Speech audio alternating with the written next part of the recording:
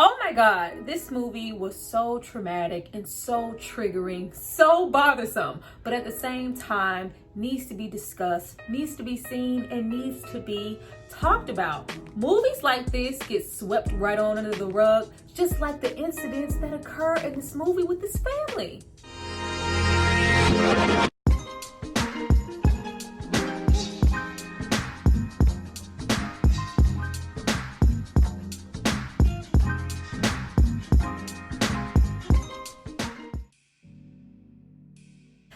Guys, welcome back to my channel. It's Tyra here with another struggle review, here to discuss Mississippi Dam. Now, this movie is from 2009 and it stars Tessa Thompson. Now, before we get into all things generational curses, I need you guys to drop down and subscribe to my channel and like this video. I'm going to give you guys a moment to do that, and then we're going to come back and discuss. This movie is like unintentionally a horror movie. Everything that happens here is scarier than any horror movie that you could ever see, because everything here is so real and happens all the time. Go back.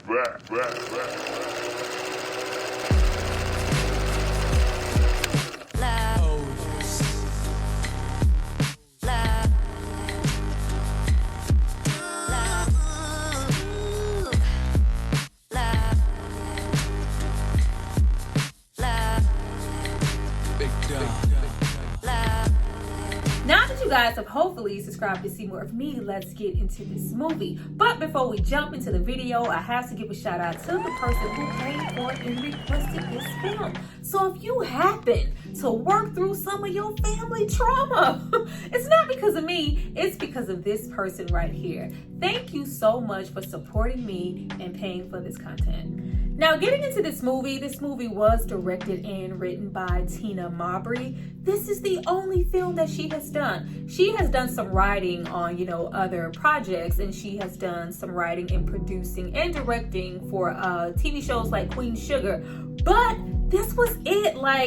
It's really unfortunate that somebody who could put out something like this and be so open and transparent with it, because this movie is pretty much based on her life and a lot of things that happened around her. The transparency here is really commendable, and I really wish that we, maybe hopefully in the future we'll get more projects from her, because this movie is phenomenal, even though it's really heartbreaking at the same time. Unfortunately, a lot of people do not know anything about this film, because at the time it did not get a big push. They really couldn't find anybody to properly distribute this movie, because of course movies like this of substance and importance that people can see themselves in, unfortunately, we don't talk about them. Now, as soon as the movie starts, we know exactly where we are. We are in the 80s. We are in Mississippi. We are at a house party. A house full of people, red lights, cars, dominoes, people talking shit. Johnny Taylor playing in the background. One more for my bus fare. Ow, other one for the jukebox. To hear me some blues. Gotta hear me some blues. She said I wouldn't even be over here if my man had been treating me right. We know exactly the type of function that we are in. I love the way that this movie opens and we get to know this family, get to know these children, Sammy, Lee, and Carrie, who are all at 3 different levels of adolescence, but all 3 of them are very much children. And you get to see how growing up with a certain family, being exposed to certain elements way too early, having to grow up in the midst of a family that is filled with abuse, addiction, violence, and trauma carries over into your adult life and can completely change its outcome to where this cycle is continuing and you are displaying some of the same traumas that you saw within your family while you were growing up. This movie is so well executed and so smartly written, because a lot of people equate abuse to one thing. Here we see these 3 children being fed in increments different types of trauma, indirectly and directly, from every single member of their family. With these 3 sisters, we have Charlie here, who will literally throw her own son out of a moving car just to say that she has a piece of a man. She not only allows her current boyfriend to abuse Sammy, but he trumps Sammy in every single way. She absolutely has tunnel vision. It's all about her relationship, her wants and her needs, and the man that is currently in her face. What he's doing, how he's doing it, who he's fucking on, and how many times he decides to fuck on that particular person. It's very negative, very toxic, very argumentative. She is absolutely obsessed, and this consumes her as a person, as a sister, and as a mom. This is all she ever talks about. That's if she does not have a drink in her hand. It is bad enough, the treatment that Sammy gets from her boyfriend that's, not his actual father, but she herself is just super neglectful. He is ignored, he is mistreated, he isn't properly fed, like the house, like she is consumed with this man. But if like I know, and you've seen these situations, you know that there is more going on here, more than meets the eye. Something has happened to make her turn out the way that she is, and we are just waiting for that in the movie. But in the meantime, you are really identifying with and feeling absolutely sorry for Sammy. The treatment of Sammy is sadly just so normalized in certain, families, certain relationships, that it's just really sick. Sammy here is portrayed by Malcolm Kelley, aka Do It for Little Saint. I don't know why, but it was bothering me so much to see his character here go through so much trauma after, we've already witnessed, and he took on the role as the young Antoine Fisher, and we saw the trauma there. I was just like, damn, baby, you couldn't get no other movies? Like, I don't know, that was just really, touching me. But he did a great job here emoting what it feels like as a child to just be so neglected and so beat down to the point that you just feel alone. You feel like you literally have no one. And to feel those things from somebody that you're supposed to call your mother, you really see how that affects him. And we really get into why he felt like he had to be reduced to make some of the choices that he makes in this movie as a young man. We also get into Carrie and Lee, with Carrie being the youngest kid out of the three. We get into their relationship as sisters and their relationship with their parents. Lee is very much so tough. She's the oldest. She, gives that good old Cleo from Set It Off ass energy. She is almost out of high school, and she is very much so in love with a girl by the name of Paula. She is very much so strong-minded. She is really standing in who she is. She does not care what anybody has to say. I'm gay, I love my girlfriend, and I'm gonna be with her out in the open regardless of what you think. The only problem is the people who think the worst of her happen to be the people she calls mom and dad. She is constantly made to feel ashamed for who she is and who she wants to be with. Her parents really think a lot of, how other people feel and what other people have to say, and the shame that she is bringing up on their family. She is made to be the broken child that needs to be fixed, with a little bit too much lip that she might just get a whole backhand for. And then we have Carrie, who is just so wide-eyed and innocent, and she is just receiving all of these things that are coming at her. We pretty much look at the family through Carrie's eyes, and through Carrie we get to see just how much trauma that is happening around the entire family that the kids are constantly present for. Like, it's bad enough that in their separate households these children are being abused in some form in their own way, but we constantly have this family coming together. We constantly have these red light beer let's invite everybody over to the house ass party. I am all too familiar with these parties. I have grown up with some of these parties myself, but just seeing it here, and if we reflect on, us growing up in attending situations like this, me as a mother, I have tried to make it a point to not have my children anywhere I have to say, stay out of grown folks' conversation, or go over there, be in there, close your door. then we don't need to be here. Like, it's a whole lot to be said about holding a function constantly at your home where your children are, where there is a collective of all kind of people that you think you know who are there in attendance that you really don't know. And that's not even including the family that probably shouldn't be around your kids anyway. Now, at first glance, you probably feel that Carrie and Lee's parents have the most desirable relationship, especially with their eagerness to make up for what seems to be Charlie's shortcomings as a mother with Sammy. What's wrong with their dynamic? Not only do they treat Lee differently because she's gay and chastise her to no end when she has an attitude but calls them out on their bullshit, but they have a very toxic dynamic all on their own.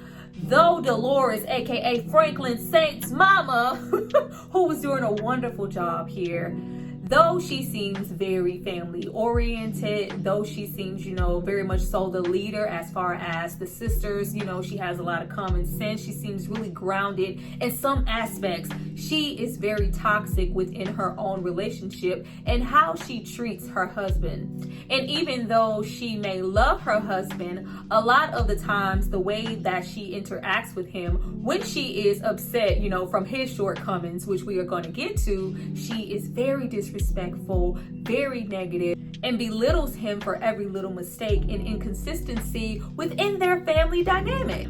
Most of the arguments within their relationship all bar down to something financial. They're struggling. They can't afford, to pay certain bills. Something is, constantly getting cut off. And she really wants her husband to be a better man and a better provider. Because we ain't got time for stuff to be getting cut off. But mind you, I don't believe she had a job.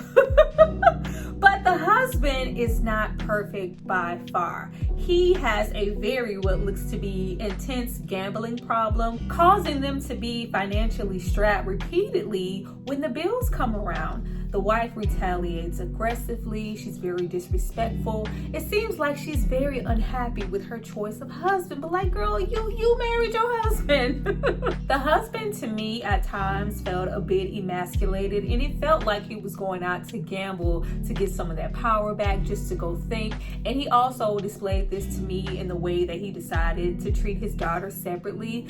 Little young Carrie was the sunshine of his life. She was doted on. She was loved on constantly. Lee, on the other hand, she has been on the back end of a couple of slaps. She has been thrown out before. She is treated in no way that Carrie is, simply because he doesn't like the fact that Lee is gay, and she constantly calls the family out on their hypocrisy. Like, how dare y'all constantly have your foot on my neck because of who I want to be. Meanwhile, this is a toxic household. My dad, who is supposed to be the sole provider, is constantly putting us in a tight spot because you would rather go gamble some money away than make sure our lights and our water and our mortgage is paid. How does the gambling spot trump our well-being? And then the last sister we have here is Anna, portrayed by Cindy Kelley, aka Laquita. I do weaves and nails. She not that Laquita. Y'all know Laquita. Like, she was always one of those actresses, especially when I got to see her in stuff like Martin or Third Rock from the Sun. Somebody I really wanted to see more of. I remember her in this BET movie by the name of Masquerade. Like, love that movie. She was just one of those actresses that I wish, got a little bit more to do, because you could tell that she had range to do more. Her and her man, aka Blue from the Temptations, Tyrone here. Oh my goodness, Tyrone is giving Ike Turner ass energy. I don't love their dynamic, but I just love that we see different levels of abuse, because a lot of people just equate abuse to physical. We not only see him physically abuse his wife Anna, but we see him emotionally constantly abuse her with the way that he treats and speaks to her. Tyrone was very much giving, I'm getting tired of your shit. You don't never buy me. He ain't bought a damn thing. Don't pay no bills. Don't do anything but sit around and complain and sit up on this high horse as if Anna should be just happy to have him there. very arrogant, very condescending, and constantly mistreats Anna when she is probably the sweetest lady that you would ever want to meet. I believe throughout the movie, I feel like they had some type of trauma bond or connection. For whatever reason, Anna has not been able to carry a child to full term, and she constantly miscarriages, and he blames her for that also. Like, you're just not woman enough. You're not even woman enough to carry a child. But I feel like this has connected them in some way to where she just really feels like she can't do any better than him. Now, in numerous ways that I'm going to get to later, every single one of these sisters took away something from their upbringing that was passed down to them from their mother. Now, already in no way perfect, we have these three children's lives changed for the worse, not only from their own families doing, but from outside elements, people, potential, talents outside of their families that simply aren't championed, protected, or supported as time passes. Now, though Lee loves her girlfriend Paula very much and plans to run away with her, these feelings aren't truthfully and fully reciprocated. Lee's head is filled with false promises. Meanwhile, her girlfriend Paula has a male lover on her side who she proudly displays often. Though Paula says she loves Lee, we constantly see her leave her high and dry. We constantly see her use this young boyfriend and trump Lee. Meanwhile, we are completely embarrassed by Lee because she constantly fights for her and professes her love for her. Now, even though from what Paula says, this boyfriend was strictly to conceal her sexuality, it does not seem that way with how the story plays out. Paula has gaslit Lee for the majority of their relationship, and this does seem more of an experimental thing for her, whereas Lee, she has devoted and given her all, and when it is not given back to her, she completely shuts down from a teenager all the way to her adulthood, and that's when we get to seeing those cycles repeat with her that we saw within the rest of her family. Lee becomes completely obsessed with Paula to the point that she stalks her, she drinks and gambles all of her money away. She really feels like that she could never do better than this one relationship that she had in high school. She feels like nobody is going to accept her and understand her in the way that Paula did. You know, as an audience and just as a person, for a fact that if she was supported, if she was embraced, for her sexuality instead of shunned and made to be, ashamed, that she would have known that she deserved better. If she didn't see this toxic, I just have to accept who and whatever decides to love me and I'm not afforded to leave or have options or do better within her entire family, she would have known that this was not the way, and maybe she would have grew up differently. And not only that, we continue to see this pattern displayed to where the children have to give up something financially to support their parents who just can't afford to make it, or for whatever reason at that moment, leaving them eventually settled, stuck, and repeating the same history that their family did. Whole lot of resentment and underlying hateration, because it's just not about cutting off a dream or taking any money. It's about, why do you deserve to leave? Why do you deserve to go on? Yes, I am your mother, your father, your sister, your aunt, whatever. Who said you get to go on and strive for more? We're here, we didn't leave. Why do you deserve to be anything or go anywhere? Trash. Now, Sammy probably has the most tragic story between all three of the children. Though Sammy is constantly abused physically, mentally, emotionally, neglected, he still manages to be really exceptional at basketball and really has a strong future. But nobody really in his family is there to support him, let alone his actual mother and father. We can't even make it to a game. We definitely aren't paying for trips, camp, anything to uplift him in the strong talent that he has, which opens the window for this male predator to prey on Sammy to no fault. Now, of course, this is a family friend who has been around often, who Sammy made it his business to kind of stay away from because he could read the energy and what that man really wanted, unlike, the parents who were just, hanging out, having a good ass time. But how easily he was able to infiltrate Sammy's life, isolate him to where he could even prey on him sexually, was really, really sad. Along with Sammy just feeling like he had no options. I really need money for this trip so I can try to give my all and pursue basketball no matter what's going on in my life. And the only option that this baby felt like he had was to do a sexual favor for this disgusting predator for money. From the looks of it, Sammy kept this to himself, but this continues to follow him and taunt him as a young man. Of course, you probably have to walk around this small Mississippi town and repeatedly continue to see this man who preyed upon you. Like, it was just absolutely sick. But it was just like, what are my options? I already have a mother who neglects me so much to the point that she eventually goes to prison. Of this piece of man that you had that couldn't be bothered about you, you went to jail for stabbing his side piece. Like, ma'am, completely out of there. And that's when she wasn't, taking a drink. She has a really severe drinking problem. And then, of course, I do have a real father who maybe lives a few blocks down from me, but he can't even be bothered to acknowledge me at all. Now, Carrie, who is just receiving all of this as it comes to her, as I said, she is the youngest and she's just so wide-eyed and innocent. I love how she looks across the street at the family of her best friend and just sees, something is off here. That's something that I don't have. And even though she is really young, she sees a sense of normalcy. Everything across the street looks normal. I'm not supposed to be here, with us having family parties and it turns into, a miscarriage, an argument, somebody's having sex in the next room, somebody's constantly drinking. This is not how things are supposed to be. But she finds so much light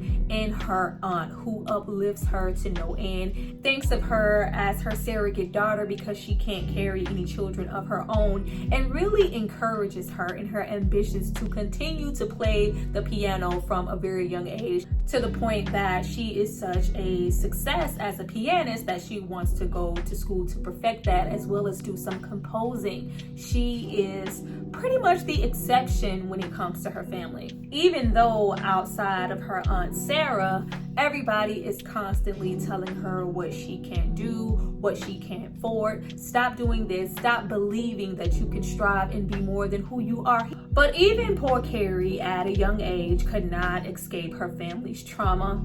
I think with the dynamic of what happened to Carrie, there was a lot to be said about taking on somebody else's problems, somebody else's children, not knowing all that Sammy had been subjected to. And unbeknownst to her, he is a vessel for resentment, neglect, confusion, past abuse, predatory behavior that's been inflicted on him that he felt like was okay to inflict on his own cousin.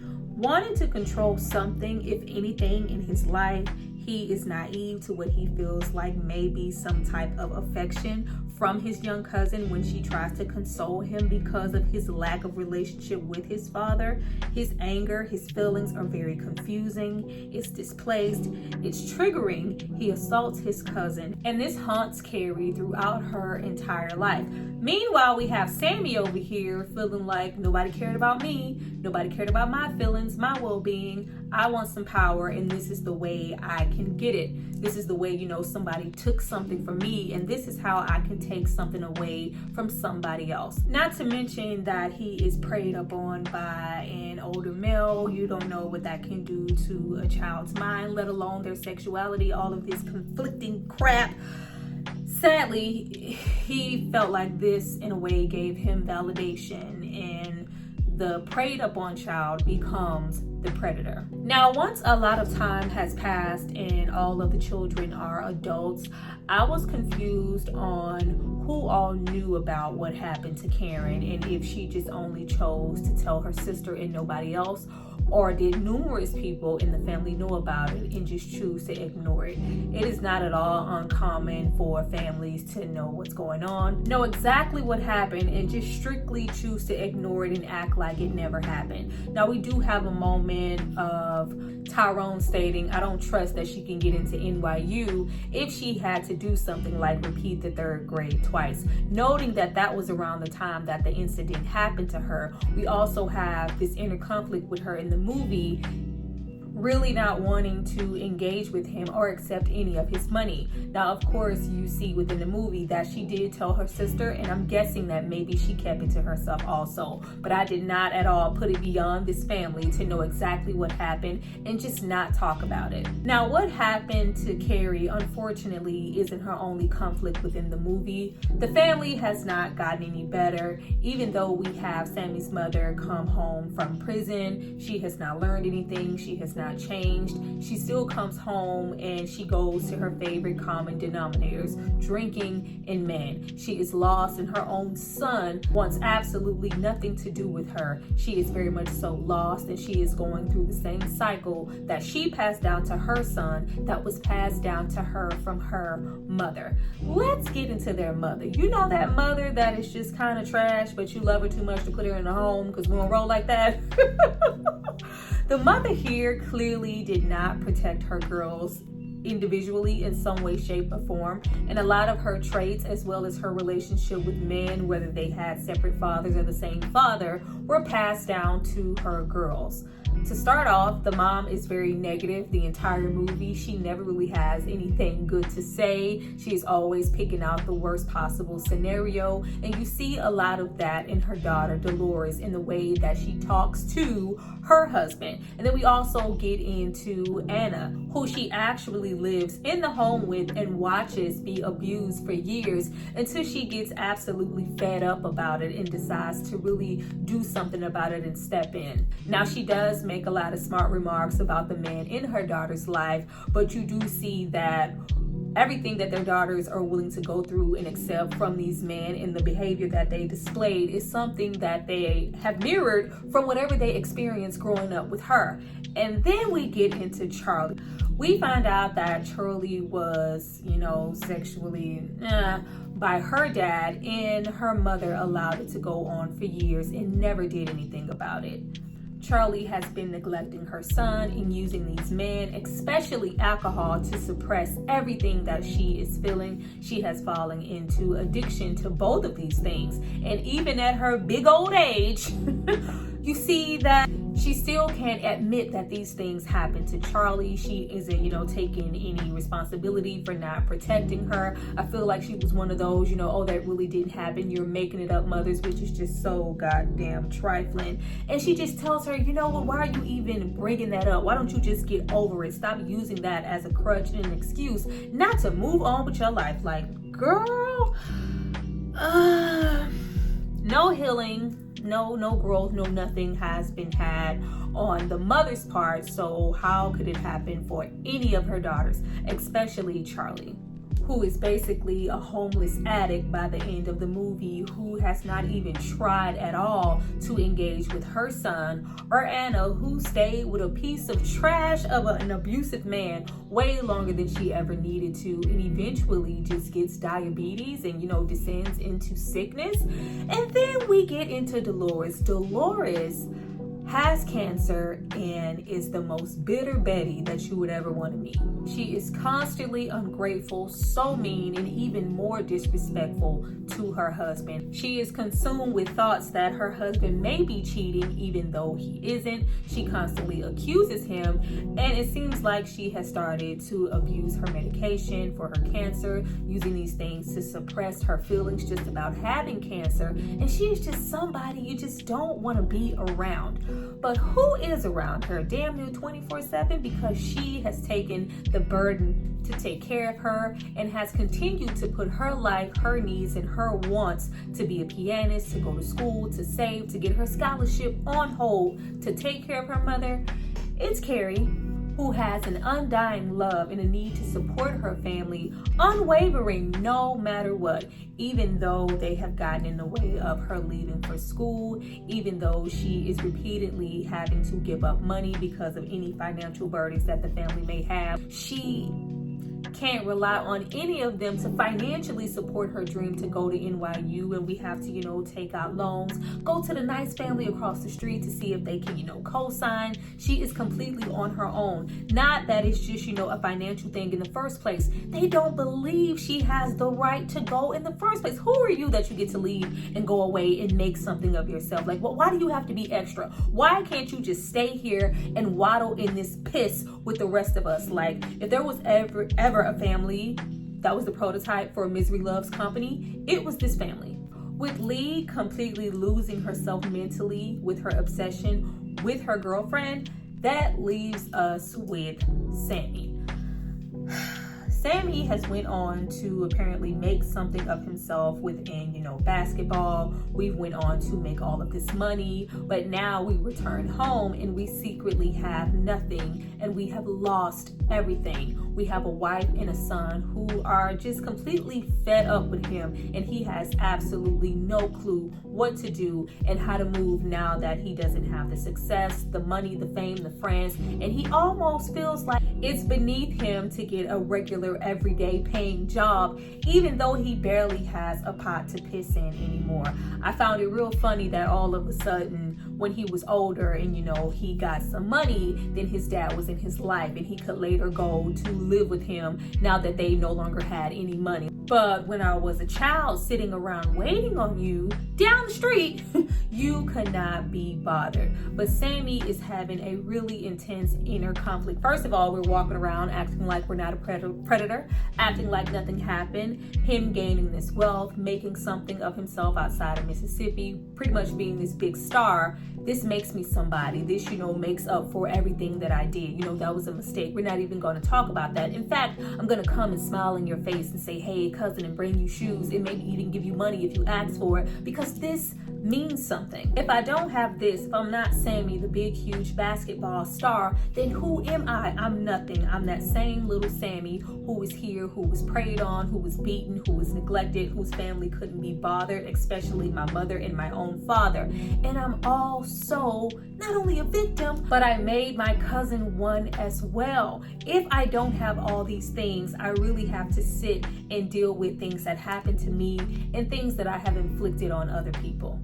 And it doesn't stop there with their family. Due to nobody saying anything about Sammy's past behavior, maybe Carrie only telling her sister, it's just, unnoticed and untalked about, he is able to do that shit to another girl who just happens to be Carrie's best friend, little sister, a 14, 15-year-old girl who is babysitting his son. The way that he instantly engaged with her, how playful he was, the way that he received her approaching him. This was not his first rodeo. I felt like Sammy had been predatory away from Mississippi other times, just solely based on that power dynamic. Though he has a beautiful, loving wife, he wants to be praised, he wants to be looked at a certain way, he wants to be doted on. And the moment that he isn't, it is just too much for him to bear and too much for him to handle. He lost not only himself, but he lost his power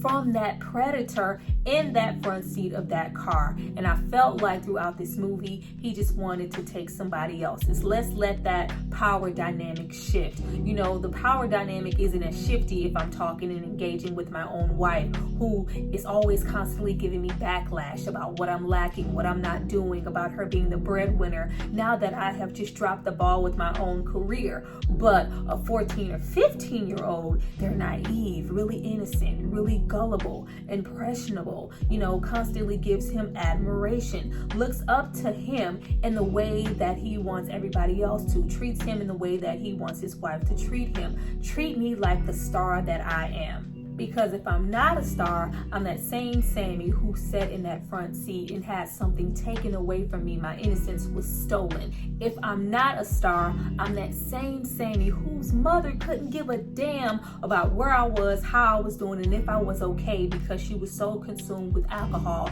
and obsessed with a man. If I have to be with a 14, 15-year-old girl to do that, then who cares? Now, towards the end, Carrie is about to just easily get swept up into all of the negativity that her family has to offer. The cycle is about to continue and repeat itself over and over, and she just can't seem to get out of her own way because she feels like she owes her family something. If I'm not, going to be here to do this, then who's going to be here? I have to sacrifice because this is my family, and that is just always not the case and not true. Sometimes you have to put yourself first, and Carrie just was not in the position to do that. She felt stuck, and she was about to repeat those same goddamn patterns of giving up her goals, ambitions, and dreams to just solely support her family. Despite my father's best efforts, he just couldn't really get any money together for me to go to school. How about I just go to state? How about I just give up some more and some more of myself? The only person who deadass says no to this is Aunt Anna. Once Carrie realizes that her best friend's sister has been subjected to the same abuse that her cousin put off on her, once she has to resort to asking him, of all people, for money for school, and she just immediately regrets it. And we literally, as an audience, feel like we are watching the same scenario play out of his predator giving him money for school, and he's doing the same thing. Like, oh, it was just absolutely sick. By the time all of these things happen, and the fact that she has repeatedly had every single family member outside of Anna telling her what she can't do, she is just pretty much done and has kind of given up hope. Anna, who has been such a fortunate ray of light in Carrie's life, says no. Anna was everything. Anna's story was quite sad also. She went through this whole cycle of abuse with Tyrone, and she never actually ever chose herself, even when she gets fed up to the point that Tyrone is finally put out of the house. It's because, what he was trying to say to Carrie. It's like, you're not doing this to her. She never actually chose herself first. Even in death, she decided not to choose herself. Oh my God, it was so sad. It was so sad. Not only did she, go through all of this abuse and she couldn't carry any of her children to full term, but she is pretty much fired and laid off from her jobs with no aspect of any future because, her diabetes, things are kicking in. She's not as fast paced, but they have given her a pension. Anna literally gives up and sacrifices herself just so Carrie can go on and go to school and have a better life. Like, it was so sad because it was like, damn, like this is the only prospect or chance that she felt like her daughter in her eyes would have to go on and do better. She knew that if Carrie didn't get that money together, not even that, but if she still felt like, she needs to take care of me because, I need insulin and, these things, we're all getting older. She needs to take care of her mom because she has cancer. She is never going to leave. The only thing that's going to wake her up and, give her that push to get out of here is not only this $25,000 pension check, but it's just for me to die. Like, I just had no words. Like, Tessa Thompson delivered a really good performance, and Cindy, like all the acting all around was just great. But the fact that she felt like that's what she had to do to get her to leave speaks volumes. Even though the movie is just absolutely sad, we do try to end off on an uplifting note, even though it's up to Carrie to still put things into place before she leaves. She kind of low-key has her sister committed because she's just absolutely lost. I'm thinking now that she's leaving, the husband, her dad, will finally step up and take on, what he needs to take on as far as taking care of his wife. It was never just supposed to solely be your youngest daughter's job. And we also have Sammy. Sammy gets caught by his wife with this child, and he just cannot live with himself. Before he is arrested, he goes to the same spot and parked the car in the same spot where his innocence was stolen, and he decides to take himself out. But Carrie does leave. Carrie does gear up to go to college and go to NYU, and there's a ray of light and a hope for success and a change in this whole family dynamic in their cycle, because it was just absolutely broken, and it was very tragic but true at the same time to watch. Yeah, that's all I got to say on this movie. It literally took me all of 2 days to just record this because I needed to, delete a few things, choose my words carefully, gather myself emotionally, because this movie was just absolutely a lot. Do I regret watching it? No. This is my second time watching it. I remember way back when I watched it. It was one of those like, okay, this is a one-time watch for me, but that doesn't mean that, this subject matter doesn't need to be seen and doesn't need to be talked about, because it absolutely does. But you guys drop down and tell me what you thought about this movie, what you thought about my review. Have you ever seen this movie? And if you haven't, do you plan to? If you have, please drop down in the comments and tell me what you thought about this movie. What did you take away from it? What did you take away from this review? I really look forward to hearing what you guys have to say. I see you guys next time for my next review.